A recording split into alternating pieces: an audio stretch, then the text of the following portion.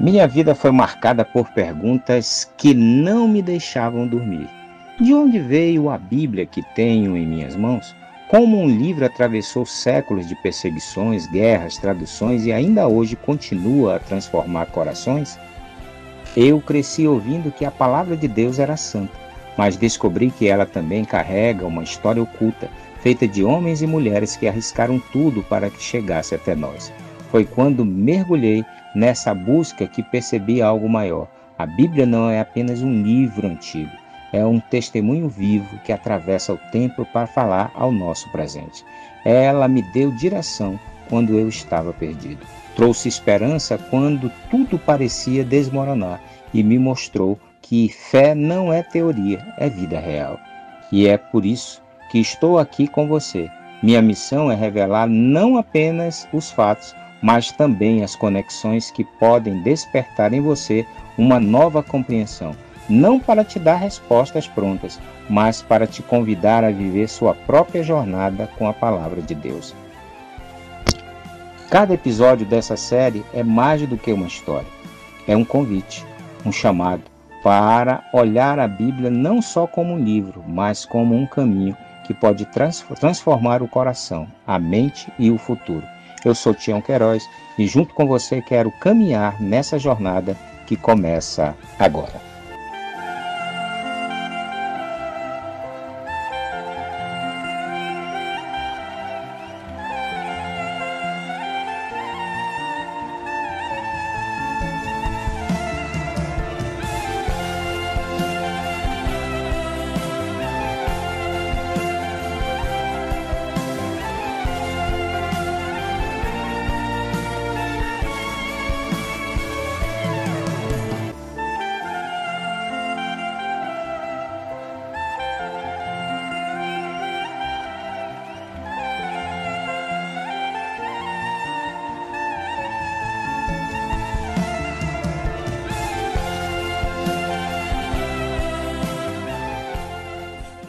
Você já perguntou por que alguns livros estão na sua Bíblia e outros ficaram de fora?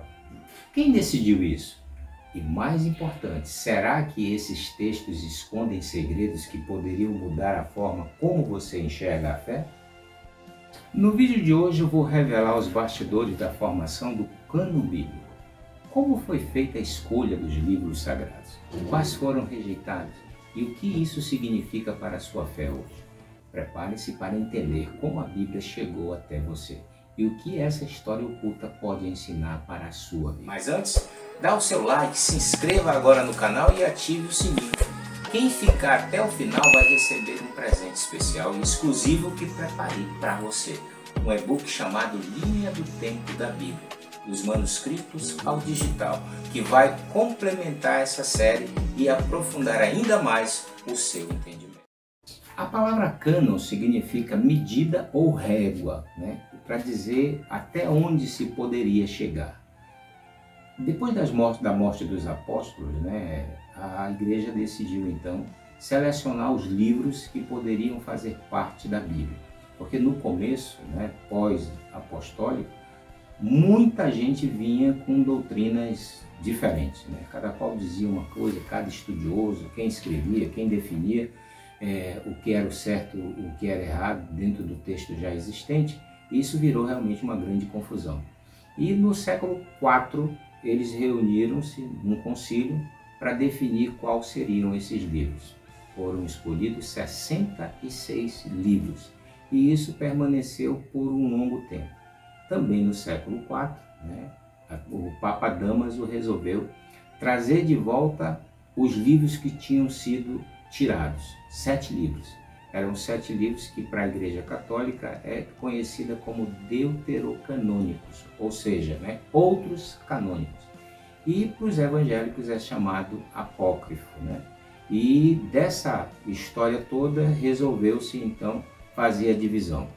Os evangélicos adotaram 66 livros, os católicos resolveram ficar com 73 livros. Aí surgindo a Bíblia mais conhecida e mais famosa no mundo católico, que é a Bíblia de São Jerônimo, a Vulgata Latina. Vulgata significa popular, latim era a língua da época. Então, foi a forma que a igreja encontrou para que as pessoas pudessem, ler e entender a palavra. E nos dias de hoje existe também essa divisão. A igreja protestante fica com os 66 livros, a igreja católica com os 73, mas na verdade são livros históricos, não tem nada de errado nesses livros.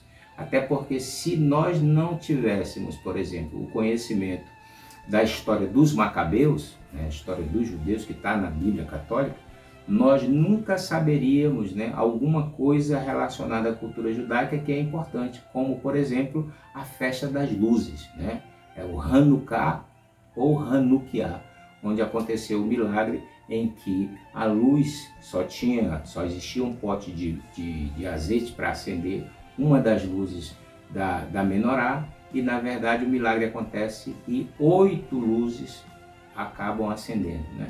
Então por isso que é importante a gente conhecer tanto uma história que está na Bíblia de todos e a história que foi acrescentada por Jerônimo, através da ordem do Papa Damaso, para que fosse acrescentado, servindo para que nós entendêssemos então a festa de Hanukkah ou Hanukkah, que é a festa das luzes dos judeus. E quero te lembrar de algo muito especial. O nosso Museu de Curiosidades Bíblicas está de portas abertas, pronta para receber você gratuitamente. Além das visitas ao museu, realizamos exposições, palestras em igrejas, escolas, empresas e instituições. Para saber como levar essa experiência até você, é só clicar no link na descrição ou no topo dos comentários. Vai ser uma alegria caminhar junto com você nessa jornada. E como prometido, aqui na tela está o QR Code para você acessar o nosso presente exclusivo. O e-book Linha do Tempo da Bíblia, dos manuscritos ao digital. Nele você vai viajar pelos séculos, entender como a palavra foi preservada e ter uma visão clara da jornada até chegar às suas mãos, no formato impresso e digital. Entender que a Bíblia não caiu pronta do céu, mas foi preservada com esforço e critérios. O valor da fé não está no livro em si, mas no encontro que ele gera com Deus. Você lê a Bíblia como quem apenas segue uma regra ou como quem busca a vida e transformação? Hoje você descobriu como os livros da Bíblia foram escolhidos e por que outros ficaram de fora.